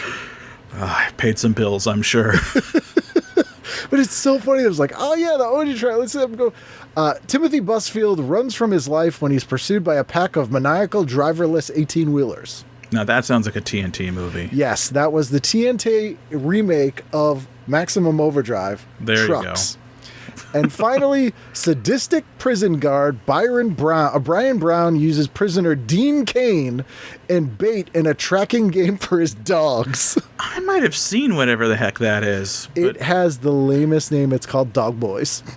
Oh, I think it was on one of those like YouTube Mystery Science Theater style shows. That might have been on that. That sounds so terrible. Ever seen Red Letter Media? Oh yes, Best of the Worst. Yeah, Yep. They're the new Mystery Science Theater, and I think they did that episode. Oh wow, that movie. Wow. Poor Dean Cain. I actually feel bad for him there for that. So, anything else in the front before we get to the listings? No. Everything looks pretty. They had movies, and I don't know why they were still doing the movies and stuff at that point. But they were. They would do for no reason. Oh, there's a little weird sidebar. Mark Hamill's Dark Side. Just how much does Mark Hamill love monsters? Well, the former Star Wars Jedi is not the only a fan. He's the host of the Learning Channel's Unnatural History, Mythical Beasts and Monsters. The Learning Channel. Back when it was fancy. And there's a little, 4-question interview with him where they go, which monsters would you like to see in a pay-per-view event and who would win? He says, Alien vs. Predator wouldn't be bad. Predator is more intellectual. Yeah. How about King Kong versus Bigfoot? Well, for sheer size alone, I think King Kong would just squash Bigfoot, like a cigar. Do you believe in the Loch Ness Monster? Let's say I'm open to it. My God. Yeah. Have you ever heard the Just Cherry story about Mark Hamill? No. So, first of all, Mark Hamill, who, by all accounts, is a great dude. Yeah. But a real strange guy. In Burbank, you could go to the Toys R Us every Wednesday and meet him because he would go buy new action figures, like clockwork. But nerd guy, yeah. Someone I know was in a movie with him, and then after the movie, he was like, "Oh, bring your kids over. I'm gonna have a pool party at my house. Yeah, it'd be great. The whole cast and crew, whatever." So she brings her kids over, who are little-ish, and she's like, he had all these bowls of like chilled cherries, like all like, around the pool. And so my kid had never really eaten just like cherries and was loving them, and just fistful after fistful of cherries, and eventually just puked, like just threw up everywhere. And I was mortified. I'm like, oh no, what are we going to do? And Mark Hamill came over with stuff to clean it up, and he went, "That's cherries." Like, it happens all the time. Have you ever seen the Texas Wheelers, the show he did with Jack Elam? No. And it was a Mary Tyler Moore. It was a sitcom that had no laugh track. It was like late 70s, right before he did. It was him, Jack Elam, and who's the guy who he was in Traffic Accident, 48 Hours. Kind of crazy now. Yeah. Gary. Nick Nolte. Nick Nolte, yeah. No, Gary Busey. I'm sorry, Gary Busey. Yeah. It was Gary Busey. It was right before Corvette Summer. Yeah, so it was just them kind of like as like white trash guys out in Texas, and Jack Elam as a con man. It was a pretty good show. That doesn't sound that bad. I would kind of check that out. Once again, pointing it out lately, America had a weird obsession with naked babies. There was a lot of naked babies in ads and on TV that we just forget about as a culture and don't mention it anymore. It just went away overnight, but was a thing for decades. Yeah. I just feel the need to remind America that was a thing at one time. So many diaper ads. Yeah, diapers. Or toilet paper. That was where we'd be like, here's a toilet paper ad, so here's a bunch of naked children. Yeah, at least with diapers it makes sense, but toilet paper. I mean, that does sound better, though, than those horrible bears that they have in the ads now. That's true, where their fur's all red, and I'm like, what are they doing? Yeah, the psychotic bear. Yeah. Yeah. Ugh. This is also the first year of South Park. There's a little sidebar there. And an ad for Chomps, the NFL Packers toy, the Red Bulldog. Oh, yeah. But that's not the Packers mascot. I even know that. Yeah. $4.99 with purchase of 3 TV guides. Bean-filled plush players are the hottest new so it's like a Beanie Baby. Ah, there you go. Okay. Jeez. More the Funko Pops before Funko Pops. How could you get more 97 than that? So Saturday, what are you doing? So Saturday, let me look at my notes in the grid here. So Saturday, I wasn't a big TV viewer. That might have been the one night a week I was actually out of the house occasionally. Oh, wow. But if I wasn't, my family would all sit around and watch whatever was on HBO at 8 o'clock. Because that was always premiere movie night. Yes, exactly. Whatever it was, we would at least give it a try. This week it's Space Jam. Okay. Which, I had a younger brother, so he would have been about 12 at the time. So that would have been a nice, movie for the family. Not a great movie, but not a bad one. Although me personally, I would have been watching Mystery Science Theater 3000 as it aired on Saturdays at this point. Although this is a rerun. Which they're one? showing the thing that wouldn't die, episode 802. Oh, okay, so this is pre-Sci-Fi Channel move. This is the first Sci-Fi Channel season. It's repeating. Gotcha. They're not stupid enough to go against, premieres. So well, there is the world television premiere of On Deadly Ground with Steven Seagal, which I did watch. Those has one of the most incredible scenes in any movie I've ever seen, where he fights this guy at a bar who's being an asshole. It breaks his nose, which is classic Steven Seagal. But then the music changes, and he goes to the guy. What does it take? What does it take to change the essence of a man? And the guy starts crying and goes, I need time to change. And it's like this weird, like, why is this in here? What is happening? Was this like a therapy session that got in there or it's like out of nowhere. Like, you're like, okay, yeah, this guy's an asshole, breaks his nose. But wait, what's happening now? I need time to change. Blood's coming out of his nose. I mean, if I was an adult back then, me now, there's like some sort of 2-hour thing about the plot to kill Hitler that looks like, yeah, but that's Saturdays. Although early edition, the few I've liked, the watch I like, Yeah, early edition, for being a God show, I feel like wasn't that insufferable. I have a weird thing for those God shows, even though I'm a born atheist, never been in a church, whatever, but every episode of Highway to Heaven or Seventh Heaven or Early Edition or what's the Touched by an Angel I've watched, I've liked. Never enough to go and watch more, but like if it was Touched by an Angel's on, I'll watch it, I loved Highway to Heaven, and I still contend I Was a Middle-Aged Werewolf is top 5 Halloween episode. Amazing like just good all around. Yeah, although I used to try to fall asleep to that show and that particular episode, and there's also one where he turns into a dog, would wake me up. So it's pretty scary in that one, but it's very fun. Also, the television premiere of True Lies is on Sunday. There's a lot of premieres this end of the. Well, they're going against the Emmys. I remember this was Fox was actually trying to compete. Yes. And I definitely remember watching that instead of the Emmys because it was hosted by Bryant Gumbel, who's just a sack of wet concrete. He has basically no charisma at all. And a bad voice, like a weird kind of weenie voice.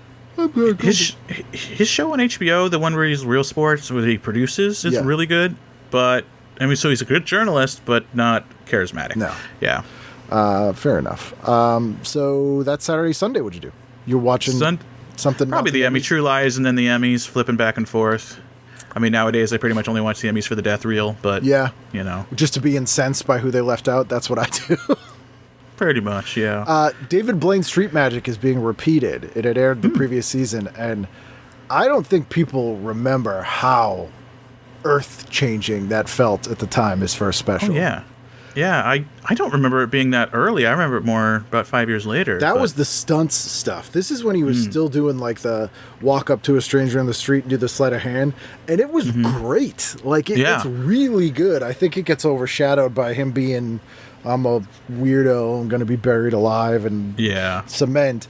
But it was refreshing because we were used to those David Copperfield big productions, and this was like literally just street magic, like cinema verite magic stuff that is very cliche now.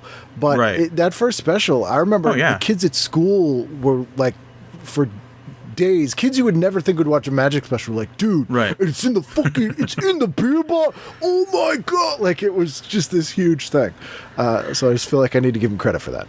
Though if I was now as an adult going back, I would definitely have watched Nick Freno, Licensed Teacher, just so I could say I watched Nick Freno, Licensed Teacher. Jane Sibbett was on that show, which I forgot. She's in a ton of shows. Yeah, and Portia de Rossi, she played the same character in the first season. This is the second season, because amazingly it had 2. Of course. Dumb and Dumber's premiering on TBS. Monday, what'd you do? Let's see, Monday, I got... Oh, so this was really frustrating because I was looking through my personal one, and I remember my local CBS station did early prime in the 90s. So any show that was supposed to air at 8 o'clock aired at 7. Weird. And this I was never in California? watched it. Yeah. They just wanted to get their 10 o'clock news out before anybody else. So if it was a CBS show that aired at 8 o'clock, I never saw it because who the hell wants to start prime time at 7 o'clock? Right. Especially a movie. So I'm like looking, it's like, oh, I probably, in retrospect, would have watched Everybody Loves Raymond or Cosby, the second one, which were pretty good shows. And then, but no, not back then. So, Monday Night Football, if it was good, but definitely waiting for Ally McBeal. But I don't know if it aired. Yeah, this 9 o'clock. It's the new series, kicks off. Best new show of the season. They paired it with Melrose Place, which doesn't work. Yeah. I never really watched either of those. This is a weird night because I'm trying to think of what I even would have watched because I was definitely not watching Cosby. There's a world premiere movie, which certainly in 97 I would have been kind of the ironic watching asshole 17-year-old that would have watched this one. The Accident, A Moment of Truth, one teen story of survival. One night, I drank at a party. 5 minutes later, I killed my best friend. Oh, that's the line, which is exciting to me. Season premiere of Sybil, which is a great show. Mm-hmm. This is the Michael Hayes night. Who is in The Accident? Let me see if there's anyone I recognize. No actors I recognize. While drunk That's pretty driving, impressive. a troubled high school senior played by Bonnie Root has an accident that kills her close friend, and she subsequently suffers remorse, faces a trial, here's the twist, and hits the bottle even harder. Oh no. Hey. Yeah.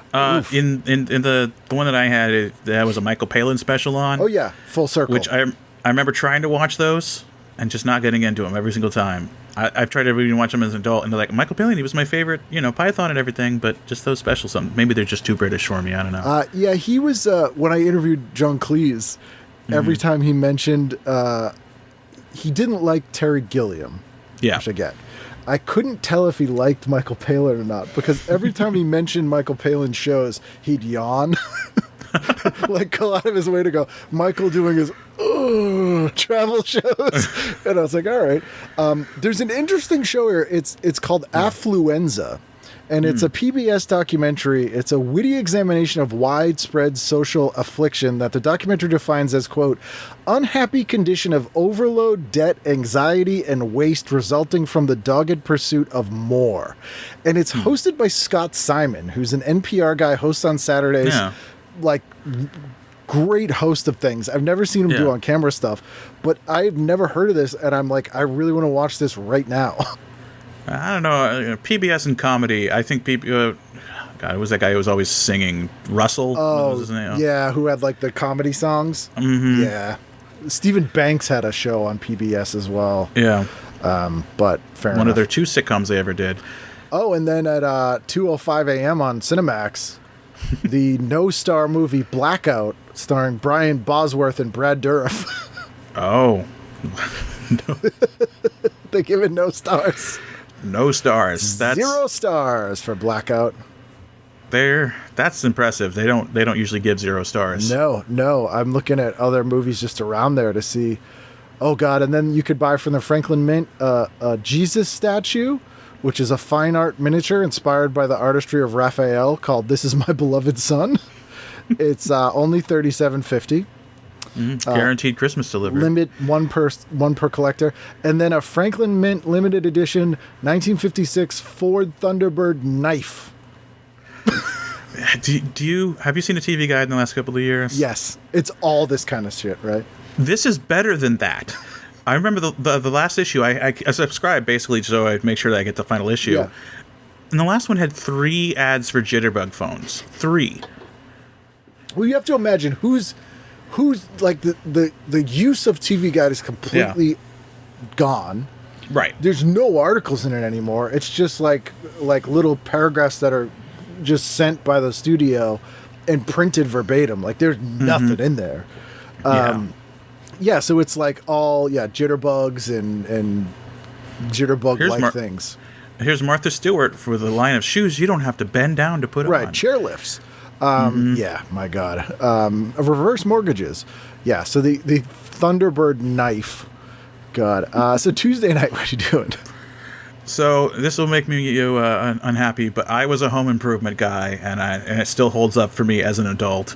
It's not because of Tim. He's not the thing. But Al and Wilson, those are just great sitcom characters. Yeah, I've come around to them. This episode has Janine Garofalo in it, which that surprises me. Yeah. And this just shows you also how much early prime would suck. Who wants to start watching Robin Hood, Prince of Thieves for 3 hours starting at 7 o'clock? Yeah, or Mad About You at 7. Right. That's a 9 o'clock show. Mm-hmm. Bruce Willis is in this episode of Mad About You.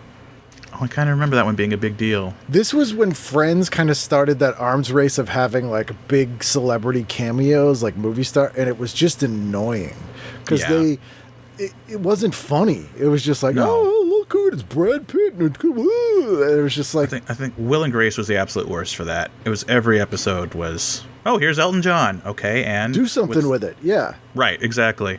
I will say in what's the Kingsman, the second Kingsman movie, Elton John is in it, and it's a great use of him. All right, did you play himself? Yes. All right, that can work. And it's pretty funny.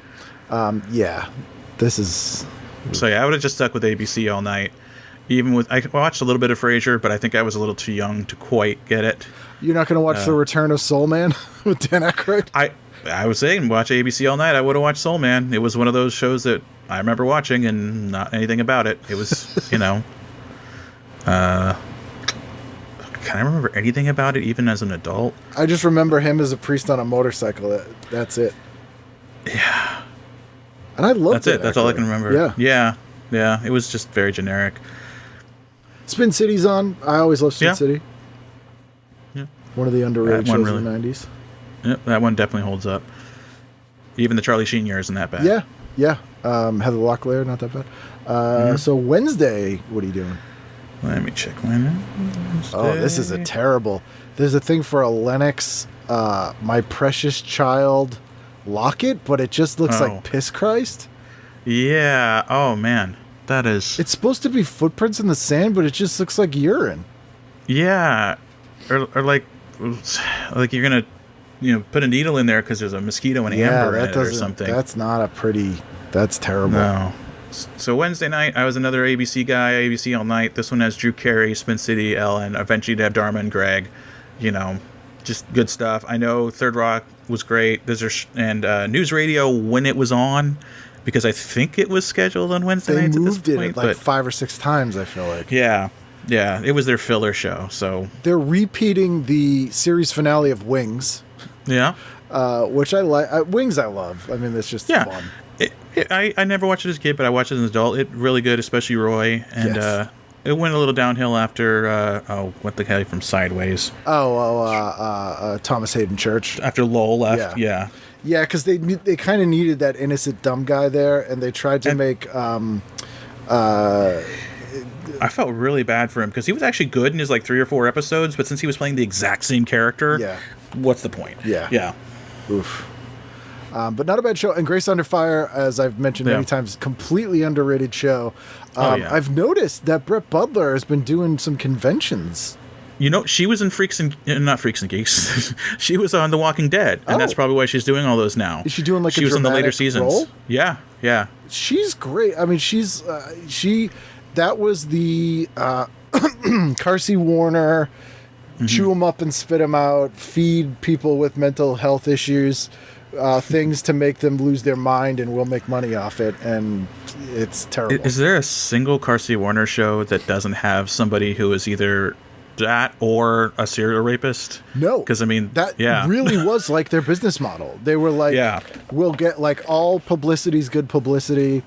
I've heard so many horror stories from the set of Sybil, and I know that Cosby and Danny Masterson can't be the only ones on there. No, absolutely not. Yeah, if you're hiring those people, sorry. Screamers is on. Yeah. I always feel the need to mention that underrated movie. Is that the one where they pop the head? I've never seen that. I've seen the GIFs, if that's the one. Yeah, Screamers is based on a Philip K. Dick story. Oh, no, I'm thinking of Scanners. Scanners is the head explosion. Yes. Screamers is based on a story called Second Generation, and it was kind of an influence on Terminator. But it's really weird and dark, and Peter Weller is very well cast as a weird dude. And it's a really underrated 90s sci-fi movie. They only give it 2 stars, which I guess is better than no stars for that Brian Bosworth movie. But they also give An Officer and a Gentleman 2 stars. So and Matilda. Yeah. So those are all the same goodness. Wow. Okay, that means Scanner must be pretty good if those other ones are 2. Dumb and Dumber gets 2 stars. That same night, so. But something called The Apprenticeship of Duddy Kravitz on American Movie Classics gets 3. Okay, this is probably a 40s movie when they were still doing old movies. Yeah. And where are we? We on Thursday? Yeah, NBC. Come on. Yeah, you kind of had to. Although, and if nothing else, because they didn't really put anything against it on most of the other channels. I know Living Single. I do love it. Everybody loves it. I haven't got around to it, but I know that I'll like it eventually. Yeah, it's I'm fun. kind of reserving some shows, for down the line, because eventually I'll run out of stuff that's actually good if I don't, save it. I don't know if you'll run out of stuff that's actually good. Yeah, I guess you're right. Have you done the Bonnie Hunt shows yet? I don't like her. Oh my God, really? Every time I've tried to watch, because I've watched the Christmas episodes of every single show in the 20th century, and every single one of those, I just found them insufferable. With Frankie, the kid next door, and yeah, I something about I generally have a reservation against shows that are set in show business, so that Gotcha. her second one, and also the improv ones are really hit and miss. And I know that she improved a lot of that stuff, and I just all the talk I show wanted to segments are like them. improv. I wanted to like them so much, mostly because of your recommendations, and then I just didn't. It's not for everyone, I guess, but I love them. Yeah. It's interesting you mentioned that, like what else are you going to put on against the must-see TV, and ABC went with that Nothing Sacred show, which I don't think is a bad move. Like, if you're like, who's not going to watch must-see TV? Someone who wants to watch a show about a priest. And Rolling Stone calls it, quote, far and away the best new show this fall. Wow. But this is the worst ad. It says, a real guy with real problems whose boss just happens to be the creator of heaven and earth. This was that ABC yellow period, Yeah. so maybe it would have worked better if it was yellow with black The text. typing, oh, that's terrible. Oof. Yeah, it's all the shows, although they're having Cracker on again. And you'll notice, if you see the new season, right, between Brothers and Living Single, already Rewind is out of the picture. Yeah. They're already putting Living Single in there instead. That's funny. Fred Dreyer and Angie Dickinson are on Diagnosis Murder that night. So we get Seinfeld. It is funny looking at that. Not a single sitcom even attempts. It's all like hour-long dramas or procedurals. And this was more than... Usually they would just put... I remember they put like Eye to Eye with Connie Chung against it, or like 2020 Thursdays. They were just... anything to fill time against, but maybe they thought in its final season here it was vulnerable. They're gonna try to get in there and get on. Friday, final night of the week. What are you doing? Well, X-Files wasn't on anymore. I guess it was just about to move to Sundays, maybe. So because the movie was this summer, right? The first. Yeah, movie? I think so. Yeah, and I was a little too old for TGIF or its ripoff, but nowadays I would have watched the worst 2-hour block of sitcoms in possibly history. CBS Friday Night Block Party. Oh yeah, Meego. Come on, that's just Family Matters. This Family Matters after Harriet left. Oh, it's Harriet left, and they don't even explain it, right? And she's just gone. She just disappears after like 8 episodes and is replaced by another actress a few episodes later. Has like 3 appearances and then that's it. And this is, I recently kind of revisited some of the Family Matters stuff, and it's still insufferable. But I will say the Urkel character, when he's a little kid, is kind of cute and funny. Once he goes through puberty, it's fucking weird. So I was watching the first season, and I'm like, oh, this is an okay Cosby show. It probably would have been. And then all of a sudden, here's Urkel, and it's like, bam, I get it. I get why he was a phenomenon. He brought some energy to it. But then you watch an episode from later on, and he's out in space or, having Stefanik or whatever, and it's like, ugh. And a little kid can act that way, and it's funny. This ad, immediately I'm like, he's a full-grown man. He's like a 30-year-old man, and now it seems like he has some kind of developmental issue, or like it's making me really uncomfortable, and it makes me think of that. If you've ever seen the SCTV sketch where Martin Short plays the child actor. And it was basically Clifford. Yeah, it was the inspiration for Clifford, which is weird because the premise of the sketch they removed from the movie Clifford, so it makes no sense. Yeah. But it's just weird. Like, he looks older than Carl. Yeah. I mean, like, he was actually on that show, Charlie & Co. I mentioned with Flip Wilson. He was, like, a great kid actor on that. He was in a ton of commercials, like cute little... Good Morning, Miss Bliss. He was in the first couple of episodes of that. He was great. And then... But yeah, you're right. When you're acting... I mean, the same thing with the Olsen twins. They were some of the best 3-year-old actors you'd ever see, but if you're still doing the same shtick at 20... Yeah. Yeah, think of anyone being like, okay, act like you're 7. You're 25 years old. Right. People are like, wow, this is weird. Even in like the close-up, the picture they use of him is an old one. Like this season premiere, and the couple of seconds I've caught of that final season. Oh, man. Oof. It's rough, yeah. So the Visitor is debuting in the X-Files spot. So they must have been like, okay, we can... I wonder if they thought X-Files was going to go the way of like the Star Trek route, where now it's just going to be movies, so we need to like grab that audience with a new show like that.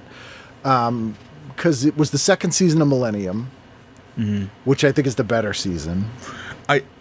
It's a very good show. I haven't caught it as an adult, but I was a little scaredy cat even as a teenager, so it was just a little too intense for me. So I didn't watch that show then.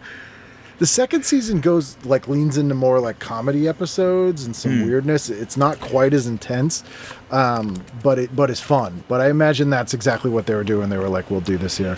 I will say in my version, the West Coast, the one that has Cartoon Network, I would definitely at 8 o'clock they are showing Space Ghost Coast to Coast because they didn't have 2 feeds yet, so you could watch it at 8 o'clock. Yeah.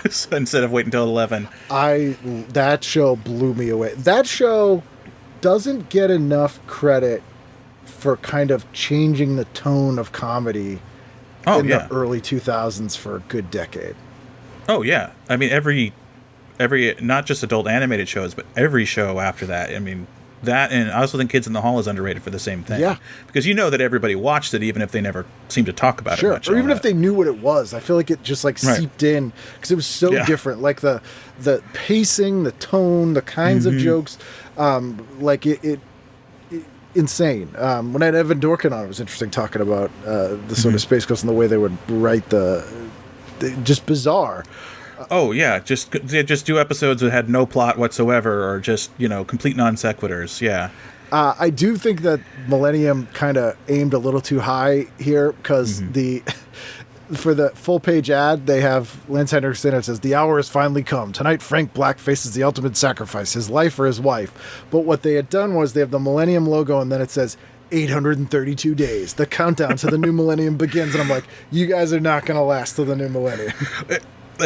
So I was doing 2 shows. Cupid, yes, with Jeremy Piven, which is good, where they're like, we have to solve 100 romances. That got to like 17. Yep. And there was a Nickelodeon show called The 100 Deeds of Eddie McDowd, which had a similar premise, and it got 35 episodes. There was also Brimstone, which I liked, but I think it was something like there was like 66 escaped souls or something. Oh, no. And it was, 13 episodes. Hey, at least they didn't say 666, That's right? True. Like, at least the 13 Ghosts of Scooby-Doo was like, we can do 13. Yeah. That's doable. You know what? And if we have to do more, we'll figure something out.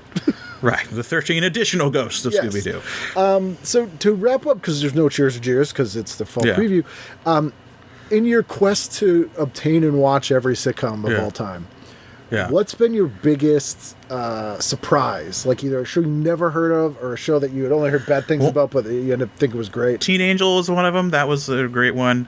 I think I might be the world's biggest Hello Larry fan who wasn't born when it came out. Not that it's a good show. It's a bad show, but it's bad in the most fascinating ways you can imagine. Yeah. And it changes the supporting cast like every 3 or 4 episodes. So you're never bored while you're watching it. And you could tell also it was written by a bunch of people who, and I love Ozzie and Harriet, but it was mostly ex-Ozzie and Harriet writers trying to do Norman Lear, and you could just the sweat. You could just hear the writers' room going, that's the best we got. Why isn't this working? Go with it. Because I believe it had 2 backdoor pilots, right? Didn't it have 2 different backdoor pilots? Like different strokes? Reverse backdoor pilots. Yeah. So it wasn't a spin-off of Different Strokes, but it twice crossed over with Different Strokes. They retroactively put it in the same universe. So they said that John... was an old college buddy or something of Conrad Bain, right? Yeah, exactly. So they had 2 crossovers with that. I thought Kim Richards was great on the show, too. She was the only one that really shined on it. But, yeah, and Meadow Lark Lemon as Meadow Lark. That's just great casting. Yeah. Also, another short one, it was from 2001. It was called The Pits. And it had... the girl from Undeclared, and then she was on Masters of Sex. Lizzie Kaplan? Lizzie Kaplan, yeah. So it was a show about, it only lasted for 6 episodes, and it was about this family that had the worst luck in the world. And it was just a big live-action cartoon. Like in the second episode, which is one of my favorite of all time, she gets a VW bug that's possessed by a ghost that falls in love with her, and it ends with them driving up the Luxor casino to rescue her. And it sounds stupid, is it a Fox but show? It sounds like a Fox. It is a Fox show from a couple of Simpsons writers. Yeah. So yeah, it's you never know what you're gonna like or hate, and so I just like to try a little bit of everything. I fell in love with and this was even before I had kids, Disney sitcoms from about 10 years ago. I love the show Dog with a Blog. Any mention of that, I can just, especially the last season when they get all meta, it's great. Well, because that's sort of the last bastion. We won't mention the Dan Schneider stuff, but That's the last bastion of the style of sitcom we grew up with, because the multicam shows now are the Chuck Lorre things, which are a different beast. They are not the multicam shows that we grew up with, and the Disney Channel shows are much more like that. Oh yeah, especially if you want family shows, those pretty much disappeared completely. Disney Channel still makes ones. Like if you liked, the Family Matters early on, or Step by Step or something like that, there was a show called Good Luck Charlie that ran for 3 seasons. That's the best family show of the last 20 years, and it was on Nickelodeon. Or Disney in this case. I feel like the Nickelodeon shows were more kid-centric. Yeah, they were more like, there's no adults here. Adults are idiots. Right. They all had that same tone, but it seemed like a lot of the Disney shows I would catch, their sort of model seemed to be like Sabrina the Teenage Witch. Mm-hmm. In a good way. Yeah, totally. In a good way. Right, exactly, yeah. Because that was a show that did the sort of magical character silliness, but also without having very special episodes, managed to have characters and a heart. I mean, and it's so sad now because even those, they're down to 2 or 3, and even those are spin-offs of spin-offs now. I think the only thing they just finished up Raven's Home and Bunked, which were on for 8 seasons each, and they were both spin-offs. Huh. And yeah, they got a new Wizards of Waverly Place, and they're not really... It's sad because there's just no multicam sitcoms on anymore. I mean, this season had 62. If you look at Monday night alone, it had 16 different sitcoms, which is twice what the networks are going to air next year. And that was just on one night.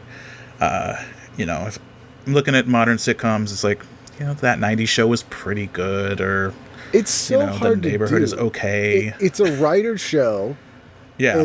That's hard to do. And I think one of the death knells was when a half-hour show went from being 22 minutes to 20. Mm-hmm. It sounds dumb, but those, 24 to 22, they made it work. 20 minutes, you cannot do a good show. Yeah, and not only that, but also there's just not the talent for it. It's like every time I look at a new one, thinking of something like the Head of the Class remake from a few years ago, all of the writers, none of them ever worked on multicams before. They're all from adult animation or something else, and none of the directors, unless you got somebody really old, but they're all getting all up there. Yeah. I mean, James Burrows is probably 102 by now. There's just not the talent. And then there's the Disney people, or the Nick people, but the funny thing is with, the people, there didn't seem to be a lot of kids in the Nick ones, because the people who were doing sitcoms, the mediocre ones in the 80s and 90s, moved on to Nick stuff. So you'd see, the writing credits of somebody on an episode of Shake It Up, and it's like, oh, you did Full House, you did then you get your Hot in Cleveland, and they're just retro. Yeah, and so there's just not a talent pipeline out there for it anymore, and no real enthusiasm for it, because you can tell even a lot of the people who are doing them would rather be doing a single cam. Sure. Yeah. Although they start doing cutaways or whatever. Lazy cutaway. I wonder, I think the Connors is really good. Yeah. I've liked the Night Court reboot, but again, I'm like, they're working on a very solid foundation. I can't imagine someone doing that from scratch. And if you look at the new ones that are coming up, it's like, oh, here's Damon Wayans in another one, or here's Tim Allen in another one, here's George Lopez in another one, because they're just bringing back. It's modular. It's very plug and play. Right. Which is, that's. We never even saw a resurgence of high concept stuff, which was on a cycle. It was every 15 years you'd get a ton of these weird high concept sitcoms. 99% of them would be garbage. There'd be one that was kind of like a genius weird thing that got through. I think there was just a secondhand embarrassment at the network level, and also I think for an entire generation, because they faded so quickly in the early 2000s, for an entire generation of people growing up, or executives or people now who are in their 30s and 40s, if they think of, or 30s and 20s, if they think of a sitcom, they think of Miley Cyrus. Sure. The only exposure they've ever had to a sitcom is Disney and Nickelodeon. So they think, oh, it's a sitcom. So iCarly is for kids, and The Office is for adults. So I'll make a mockumentary because that's for adults. Right. Or Friends, which I contend is the Brady Bunch of Zoomers. Oh, completely. And that is a multicam. Is a single cam show. So it's less of a sitcom vibe. It's very interesting. I wonder if that will ever come back, because I do give sitcoms a chance. What was it what was that donut show? Which Superior Donuts. That was all right. Or something like that, and just it's missing something. I try most of them every year, but yeah, they're either running into that kind of almost kind of the Hot in Cleveland retro sitcoms, which can be fine. Right. You know, your Night Courts Or of the the Two world. Broke Girls, just like vile.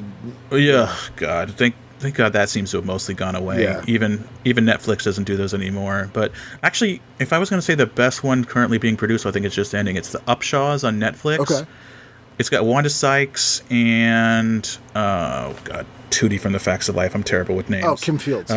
Kim Fields, and it's just kind of a little grittier. It's kind of like, you know, Norman Lear-ish, but not over the top like a Chuck Lorre show. It's just really funny, and they make, you know, only 10 episodes a season, unfortunately, because that's what you do now, and comedy needs more than that. But that's probably the best one being produced right now, I'd say. You know, it's probably 10 years ago now, but Jared Carmichael's show was pretty good. And that was a good one, yeah. And that's the last one I can remember that I was like, okay, this isn't just a reboot or a carbon copy, and is pretty good. Yeah. But I mean, you know, even something like Bob Hart's Arbashola was, you know, they're fine, but they're not. There's nothing to get excited about, and especially as the audience on network gets older and older, you're just going to get, hey, I had a sitcom 20 years ago. Right. I mean, like the Frasier reboot or the iCarly reboot, even. Well, that's the world we even live in, old where now. they'll only greenlight stuff that's already been a hit. Like, no one wants to Yeah. take chances. Where I think we were roughly the same age. I think we benefited from the fact that in the 80s and 90s, because there was such a demand for content, and it was sort of a brave new world with cable and all this stuff, the executives, Right, yeah. Instead of going, I got this, we're like, look, I don't know what the hell this is. Just throw Right. everything at the wall and see what fits. And now it's the exact opposite. And if you look at something like, you know, between the syndicated shows and even local stations were still producing content, and every cable network for its first 3 years, you can see it going crazy, and then, oh, we suddenly have a hit. We're South Park. Okay, we're going to cancel Mystery Science Theater now and just run the South Park and the Daily Show all day.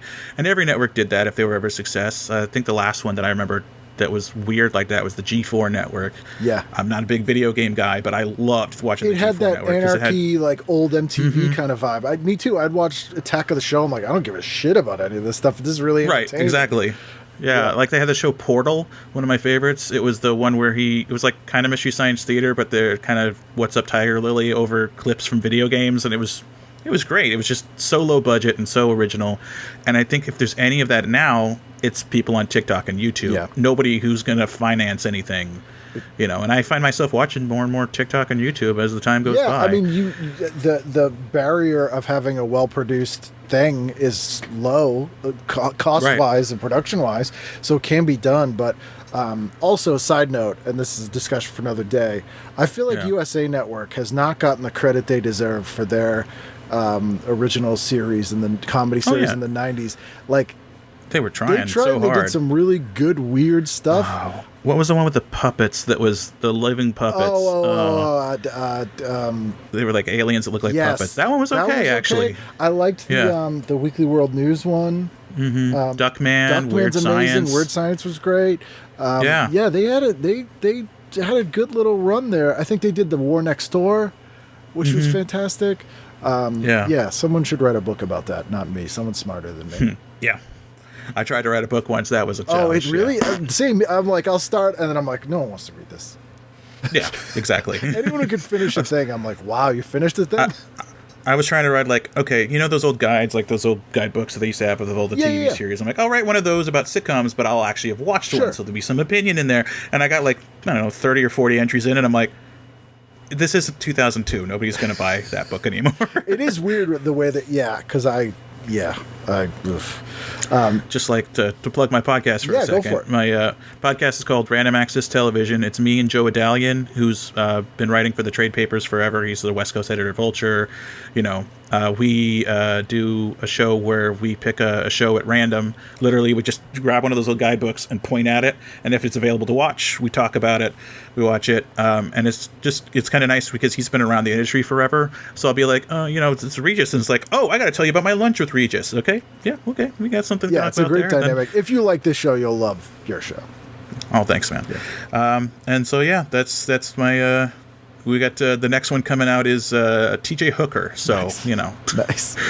And before that, we did a 1950s variety show that there's only one surviving episode of. I can't enjoy TJ Hooker after I had Jill Sholin on, and she told me a horror story about being in an episode that Shatner directed.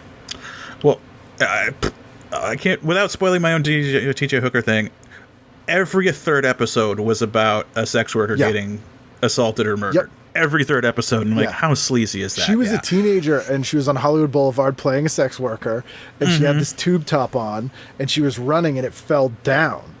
And she, like, covered herself up, and then I think she said cut or something like that. Oh, no. He lost his fucking mind. I'm sure. Jesus. And he was all like, if I want you to have your tits hanging out, you're gonna goddamn, like a whole thing. Yeah. Oh, Shatner. My God. Yeah. Known for his direction work. Well, thank you for doing this. I'm so glad we got to sit down and chat. I would bother you for hours and hours more, but we'll have to do it again sometime. Hey, you're on the East Coast. You got to sleep. That's true. Eventually.